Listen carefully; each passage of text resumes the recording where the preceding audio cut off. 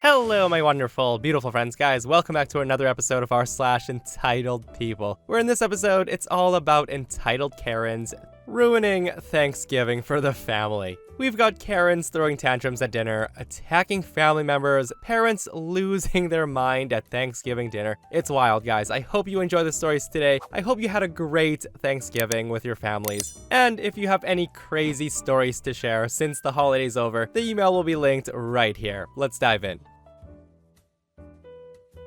So this happened a couple of years ago on Thanksgiving, and I was tasked with cooking the family turkey, and I went all out planning this out. I decided to deep fry the turkey, as no one's ever had deep fried turkey in my home before. I made a buttermilk batter, mixed the flour with cayenne, garlic, onion, and some ranch seasoning. I even bought an industrial-sized pot and a portable stove that could fit the turkey. Well, turkey goes in, and everyone's impressed due to how determined I was to make sure it worked. The turkey came out, and it's the right temperature and golden brown. We took it inside, and I asked my one cousin to capture this awesome moment, and this will be important later, as I begin to carve up the turkey and pass samples to my cousins. It's at this point, in comes my aunt, who's nothing but an entitled Karen. She was already mad at the beginning of the evening, because her family wanted to make the turkey this year and host, but I got picked in the family group chat. I offered her a sample because I was trying to be nice. She eats it, spits it out, and she says to me, "It tastes like crap.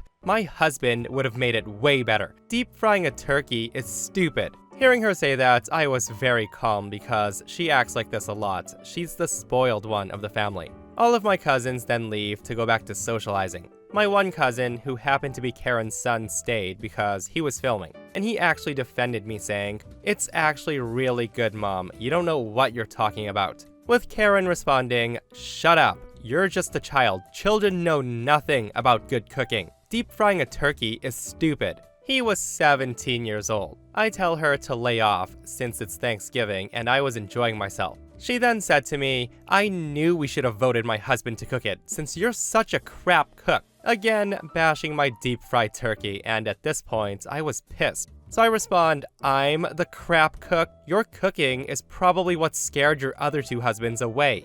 Now I know that was a low blow, but the stupid thing she was saying made me feel like crap. My aunt then responds, "F you. How dare you, you disrespectful piece of..." She then grabs the still hot turkey and she throws it at me. Of course, I couldn't catch it, and it bounced off my chest and exploded on the floor, sending hot turkey juices and meat everywhere, burning my cousin's leg. And at this point, I'm really pissed. I get up and go to throw her out of the house, but my cousins come behind me and grab me. Then their parents came in asking what happened, and Karen, knowing she's effed, said, "Your stupid son attacked me for no reason." My dad then asked, "Did you do that?" We both said no, she's lying. And that's when my aunt says, "Both of you are lying brats." So now she's throwing her own kid under the bus to save her skin. She literally had no idea that her son was recording the whole thing. She thought he was taking pictures of the turkey. So I tell them to watch the video.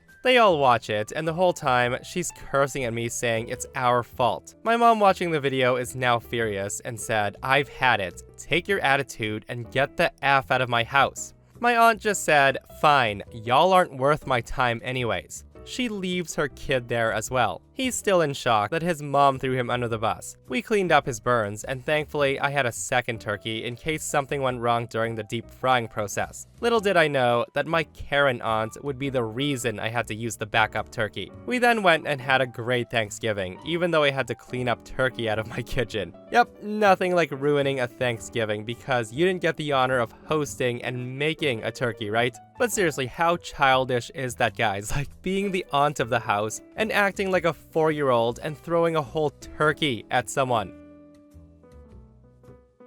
So this story begins a number of years ago, with a particular dessert pastry that my mother used to make.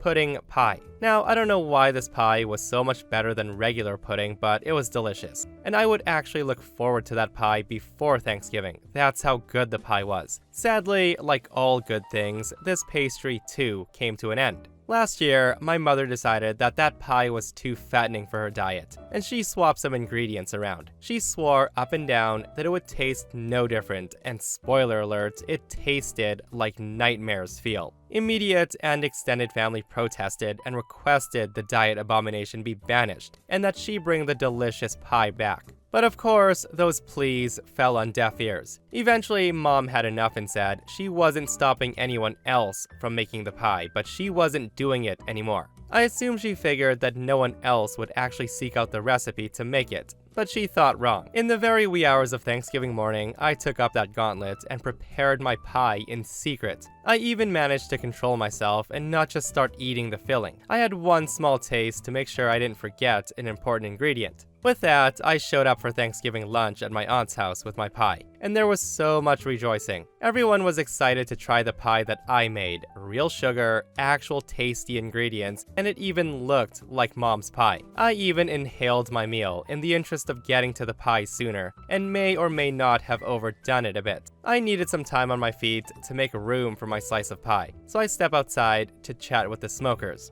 I got numerous compliments about the pie and how everyone was excited to try it. So I make it inside and beeline for the dessert table. And there is my mother, standing near her imposter pie, which was missing a single slice and looking like she's sucking a lemon. Now, whether that was from the taste of her evil pie, or the fact that mine was so popular is anyone's guess. I'm certainly not brave enough to ask, but I think we can assume the latter.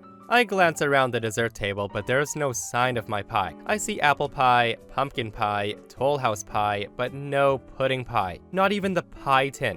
And I thought to myself, it couldn't be so delicious that people actually ate the tin in the 10 minutes I was outside talking with family members. So I address the room and ask where my pie is. Several people look at one of the couches and then away, and what I saw made my blood boil. There's my sister, sitting on my aunt's brand new couch, the entire pie tin on her lap, with a massive spoon in one hand, a can of whipped cream in the other, and she's really going to town on my pie.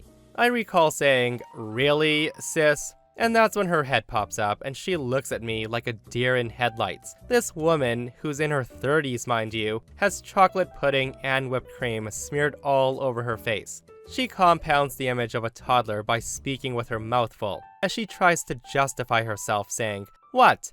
Mom said for me to eat the whole pie before someone else could." And it's at that point reason and consideration left me. I spent hours on that pie and I didn't even get to eat a single piece. Now I won't claim what I did next was okay. All I will say is I have yet to regret doing what I did. And honestly, I can't think of any other way I could have responded. I don't think I'm the hero of this tale. All I can say is I'm not the only villain. At that point, I oinked like a little piggy, twice. All I can say is it was silent when I oinked, and everyone heard it. It took a little while for what happened to actually percolate into her brain. But once my sister realized that I was oinking at her, she stood up, flung what was in her hands away, and she stomped off to the bathroom crying. She sprinted to the bathroom and she slammed the door shut. And then all hell broke loose. My extended family went to war with each other. A small but vocal section of the family starts berating me for doing that to my sister, while the larger portion argued with the smaller because who grabs an entire pie and eats it like that? Meanwhile, my mom was laughing.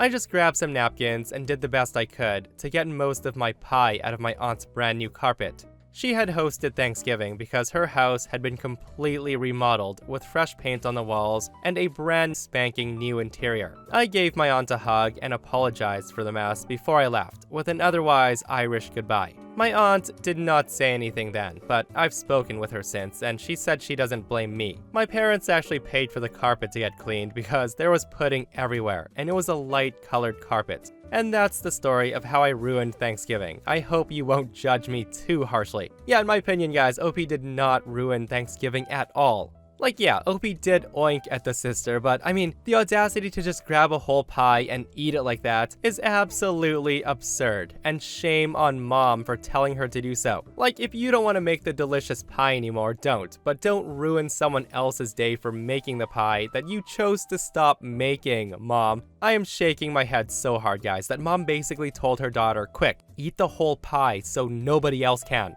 Jealous entitled people are the absolute worst, and shame on both OP's sister and her mom. So I'm in the casino business, and this of course means that major holidays are just another day for us. And requests off are limited for holidays, if even allowed at all. For some background, I'm 35 years old, single, and I have no kids. I've been passed over on schedule rebids for weekends off because, quote, it's easier for you since you don't have any kids. This of course gives me the midweek, Tuesday, Wednesday, and Thursdays as my days off every single week. I'm scheduled to work Friday to Monday. Since I have no family, I usually trade Thanksgiving and Christmas if they fall during the week, so other dealers with families can spend time with their kids. This year, I elected not to, as I wanted to spend time with the family. This of course means that since I'm off Tuesday through Thursday, I'll be able to go out for drinks on Wednesday nights and join the family for Turkey Day on Thursday. One of my coworkers, who let's call Karen, has been working for this place way less time than me. She beat me out of another schedule rebid recently because she has 3 kids, and quote, having weekends off to spend time with them is so important. Anyways, Karen didn't so much ask as made a comment to me on schedule day. She says to me, so I let the boss know that you're working Thursday for me. I say to her, I'm sorry, I can't trade anyone this year. Actually, I have plans on Thanksgiving. At that, Karen scoffs and says, well, you don't have kids. You need to do the right thing and let those of us with kids spend the holiday with them. I say to her, well, I'm sure you get to spend a lot of time with them every weekend while I'm here dealing cards. I then grumbled and walked away. Later on in the break room, about 5 of us, including Karen, were eating lunch. We're talking about the holiday and everyone's plans. Karen made a snide remark about how I refused to trade her shifts. Karen says out loud, all he's gonna do is get drunk. He won't let me have the holiday off with my family. I say to her, yep, that's exactly what I'm going to do. You need to remember that you told the boss that you needed weekends off for family time. So really, I'm doing you a favor by working normal days, so you can have the weekend off with your kids. You're welcome. I then put on the best grin I could and just looked at her. She was visibly displeased, but she said nothing else. My coworkers told me that she whined to them about what an a-hole I am after I left. Oh well. Yeah, I hope OP went on to have an amazing Thanksgiving with his family, because seriously, that Karen can go pound sand, guys. You don't have kids to spend Thanksgiving with, so just work. Let me have this day off to spend time with my kids. Okay, so this is a long one, but I hope it's worth the read. And this is the Thanksgiving from hell that I had to endure. So my parents have long been a pain in my ass, but for now, I'm going to mainly focus on my Thanksgiving from hell and the incidents leading to it. A few years ago, I met a girl on an online dating app. We hit it off fairly quickly, and the relationship progressed really fast. I was in my 20s, and she turned 30 soon after we met. We both had a good idea of what we were looking for in a partner, and had no interest in games. I met her parents within a few months, though I was much more reluctant to introduce her to mine, for reasons that'll become apparent. The problems began almost as soon as I told my folks I was dating someone. This was about 6 months into my relationship, as I was reluctant to inform my parents, due to the fact that they had tried to call the cops on my last long-term girlfriend over not liking her. Myself, my brother, and my parents were having dinner at a local Mexican restaurant and were making small talk. They then started asking me questions about my girlfriend, mostly the usual innocent questions, but at some point I let it slip that she was Jewish. And boy, was that a mistake. My parents are hyper-conservative Christians. For years, they'd been trying to get me to date a girl from church,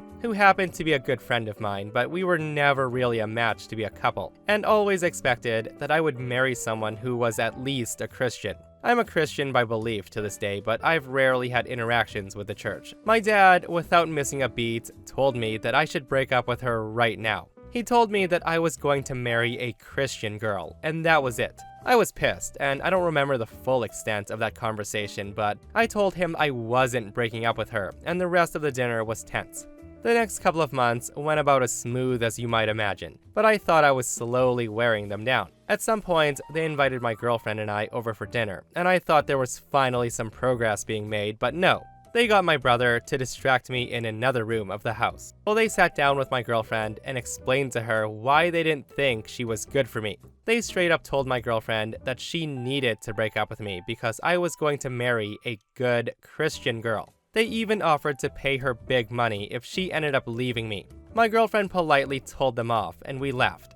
Fast forward to November. My family's really big on the holidays, as I know many are, and we have very large extended family gatherings for Thanksgiving and Christmas. I think my entire life, I've only missed one of those events. I wanted to go and take my girlfriend to meet the rest of my family. My parents may have had their heads up their asses, but the rest of my family has always seemed great to me. The event this year would be at my grandmother's house, my mom's mother, with a small gathering from my dad's side the day before Thanksgiving. I talked to my grandmother, who was fine with me bringing my girlfriend. I decided to ask my mother as well. Not that I needed her permission, but I'm an optimist, and I hoped that she would be on board, and maybe seeing my girlfriend having positive interactions with the family would help the situation. My mother was resistant at first, mainly because she was upset that we were getting an apartment together, and didn't want to encourage the relationship further, but eventually she agreed. I should also note that I set some very clear boundaries with my mother about the conversation for this trip, which she did brush off as unnecessary, but I had my guard up nonetheless. So with that, we head out to my grandmother's city, and frankly, the first day is nothing but pleasant. My girlfriend gets to meet both grandmothers, some cousins, and other extended family.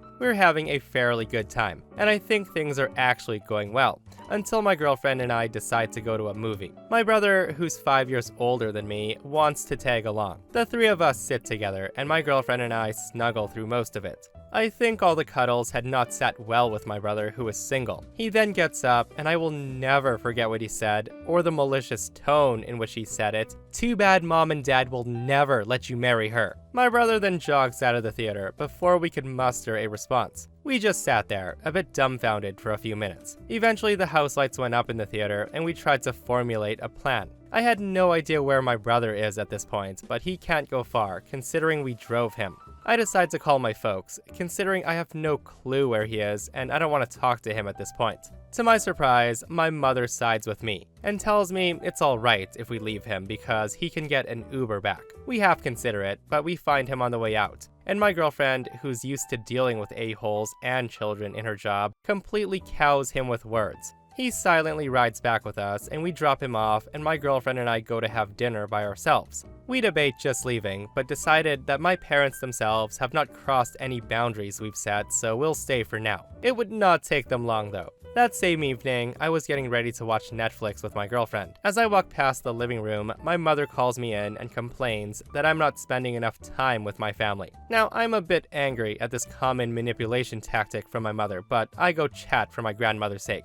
My mom tries to tell me that my grandmother's upset with me, that my girlfriend and I are planning on moving in together before we're married. I decide that my grandmother does not need my mother to be a mouthpiece for her. So I sit on the couch, in between the two of them, and face my grandmother. My grandmother and I chat. She's a bit worried that I'm moving in with a woman while unwed, but we calmly discuss the situation. She doesn't back down on her objection, but eventually she concedes that it's my life. She likes my girlfriend, and she's happy for us regardless. The entire time, my mother's been constantly trying to butt in on the conversation, but I'm physically putting myself between her and my grandmother, which is just pissing my mother off. Eventually, my father sees what's going on, and he also butts in. Apparently, he can't contain himself anymore, and he just goes off about everything wrong with my relationship. Now, I can't remember his exact gripes, I tuned them out, but I did call him a coward for talking crap behind my girlfriend's back, and this really pissed him off. He stormed out to fetch my girlfriend, and he comes back with my girlfriend, and proceeds to tear into her in front of me, saying everything that's wrong with her. My mom was horrified, and my grandmother was mortified that this was happening in her house. My dad says to my girlfriend, "My son will be Christian, and his wife will be Christian. His children will be baptized in our church. Do you hear me?"